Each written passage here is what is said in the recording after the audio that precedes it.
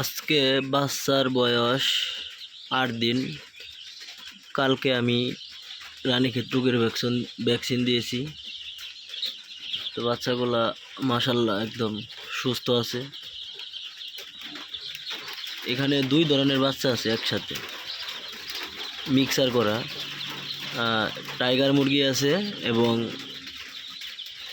দেশি গলাচিলা মুরগি আছে। দুইটা একত্রে পালতেছি যে দেখি কোনটায় কীরকম সুবিধা হয় আর কি। 3 মাস পর্যন্ত লালন পালন করে দেখি। তো এই হলো আমার মুরগির খামার। আমি এইখানে মূলত হাঁস পালন করতাম। হাঁস আমি ছেড়ে পালন করতাম। ওই সামনে দেখতেছেন ওইখানে হইলো ফাঁকা জমি ছিল, কিন্তু এখন ধান বোনা হয়ে গেছে কাজেতেই এখন আর চকে ছাড়া যায় না হাঁস। এই জন্য ভাবলাম যে দেশি মুরগি পালন করে দেখি।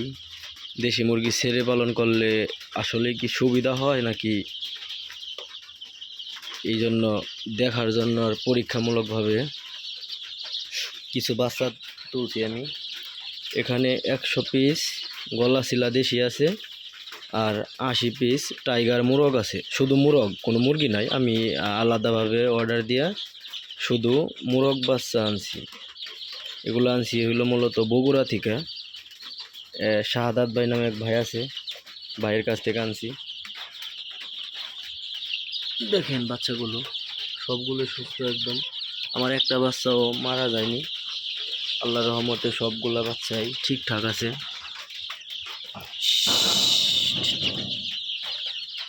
দেখেন বাচ্চা কত চঞ্চল।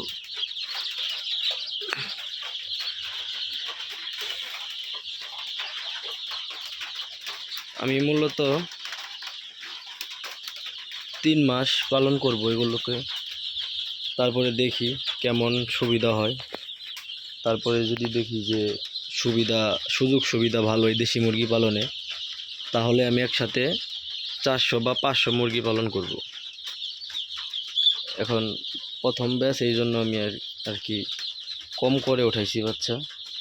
দেখা যাক কি হয়, বাকিটা আল্লাহ ভরসা। সকালে খাবার দিয়ে গেছি, এখন আবার আসছি খাবার দিতে। খাবার শেষ, ওই যে খাবার একটু করে উঠে রাখছি। আসলে খাবার শেষ হয়ে গেলে সমস্যা নাই, কিন্তু পানি যেন কখনোই শেষ না হয়, এই বিষয়টা আসলে অনেক গুরুত্বপূর্ণ। কারণ পানি না, খাবার কিছুক্ষণ না খেয়ে থাকলে কোনো সমস্যা নাই, কিন্তু পানি ছাড়া এদেরকে রাখা যাবে না। ভিটামিন AD3 দিয়েছি সকালবেলা এদেরকে।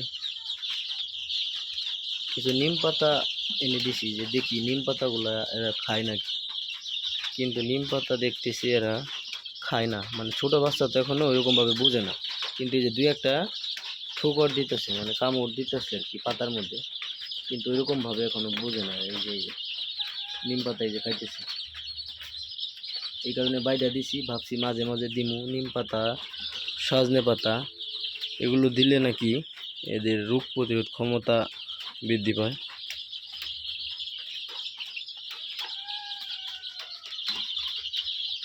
তো প্রথম ব্যাচ যেহেতু, দেখা যাক কি হয়। আশা করতেছি ভালো কিছুই হবে।